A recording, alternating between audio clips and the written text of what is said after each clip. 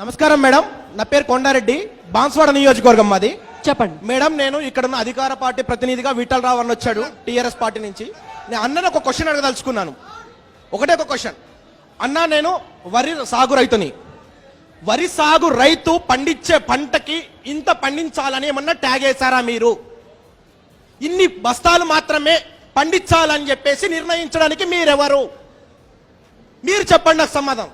రైతు ఇతర దేశాల నుంచి వచ్చి ఎవడెవడో వచ్చి అరే కరమ్మలో నేను ఇంత సంపాదించాను అంత సంపాదించానంటే ప్రెస్ వాళ్ళు మిగతా రాజకీయ నాయకులు దాన్ని హైలైట్ చేస్తారు. ఇక్కడ పుట్టి ఇక్కడ పెరిగిన మాకు మాత్రం మేము పండిస్తే కొనే నాదుడి పరిస్థితి లేదు. బిచ్చగల కంటే దారుణమవుతున్నాం. ఇవాళ మేడం నాకు 4 ఎకరాల భూమి ఉంది. 40 kgs బ్యాగ్స్ 308 బస్తాలు పండినాయి.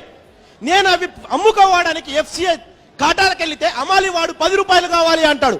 దాన్ని గవర్నమెంట్ అసలు యాక్చువల్ గా రిఫండ్ చేయాలి, దాన్ని చేయడం లేదు.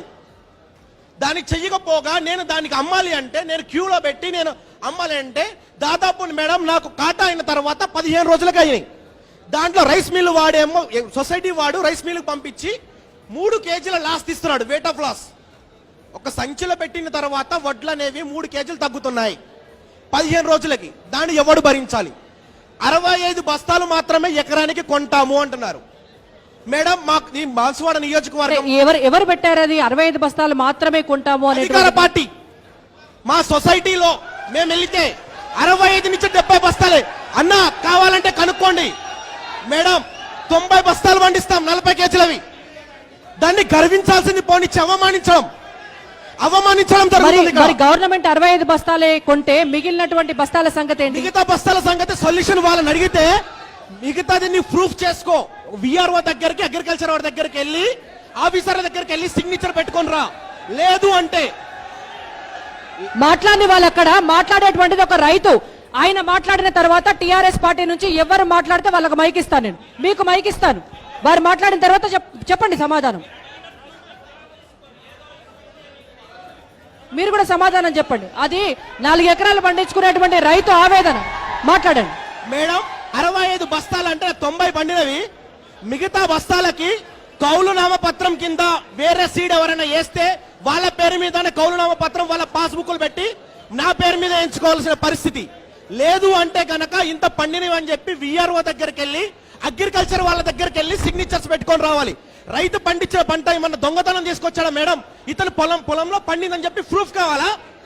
రైతు అంటే దొంగతనం చేసే వాళ్ళ కానొస్తున్నాడా?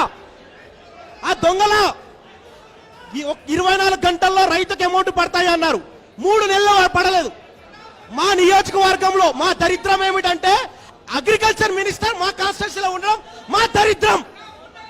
రైట్. కనీసం అంటే కనీసం ఇంకొకటి, ఏ అధికారము లేని పోచారం శ్రీనివాసరెడ్డి కొడుకులు సొసైటీలో ఓపెనింగ్లు మాత్రం వస్తారు, పేపర్లలో కట్అవుట్లకు వస్తాము, కానీ పనులు మాత్రం ఉండవు. 3 నెలలు వడ్ల డబ్బులు పడకపోయినా ఏనాడు వచ్చి పట్టించుకున్నది లేదు. ఏప్రిల్ 3వ తారీఖు వడగండ్ల వాన పడితే ఇంతవరకు నష్టపరిహారం గురించి ఇంతవరకు మాట్లాడిన నాదుడు లేడు.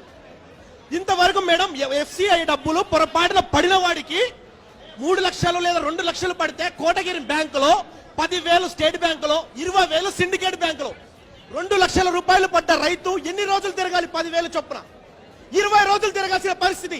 బిచ్చమడుకుంటున్నాం మేడం మేము. అదే వీళ్ళ జీతాల కోసం మాత్రం వస్తాయా? బిచ్చమడుకుంటున్నాం మేము, బిచ్చగాళ్ళ కలుస్తున్నామా? చెప్పన్నా నువ్వు విఠల్ రావు అన్నా, ట్యాగ్ వేస్తారా మాకేమన్నా? 65 బస్తాలు 70 బస్తాలు ఏంటన్నా? అదే వేరే దేశాల నుంచి వచ్చి వాళ్ళు మాట్లాడిన వాళ్ళు పండించే వాళ్ళు మాత్రం గొప్ప గొప్ప టీవీలో ఇంటర్వ్యూలో ఇవన్నీ ఉంటాయి. కానీ మా పరిస్థితి ఏంటి? ఇక్కడ బుట్టి ఇక్కడ బతికిన వాళ్ళు మా పరిస్థితి ఏంటన్నా?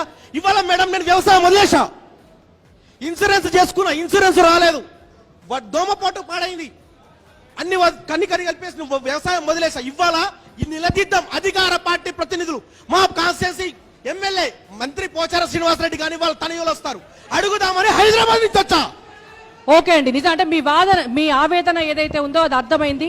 తను ఒక్క రైతుగా మాత్రమే కాకుండా అందరు రైతులు, నిజామాబాద్ జిల్లా రైతుల ప్రతినిధిగా కూడా తన బాధ చెప్పారు. ఇవాళ ఎక్కువ పంట పండిస్తే కూడా మా పంటను ఇది మేమే పండించినాము అని చెప్పడానికి ఇవాళ అధికారుల చుట్టూ తిరగాల్సి వస్తుంది. మాకు మార్కెటింగ్ చేసుకునే సౌకర్యాలు సరిగ్గా లేవు. మార్కెటింగ్ చేసుకున్నా కూడా ఇవాళ ఎన్ని రోజులకు పైసలు వస్తాయో తెలియదు. వచ్చిన పైసలు ఒక్కొక్క బ్యాంకులో ఒక్కో రోజు చిల్లరేరుకున్నట్టుగా మా పరిస్థితి అవుతుంది అనేటువంటిది ఆయన ఆవేదన. మరి ప్రభుత్వం ఏం సమాధానం చెప్తుందో చూద్దాం.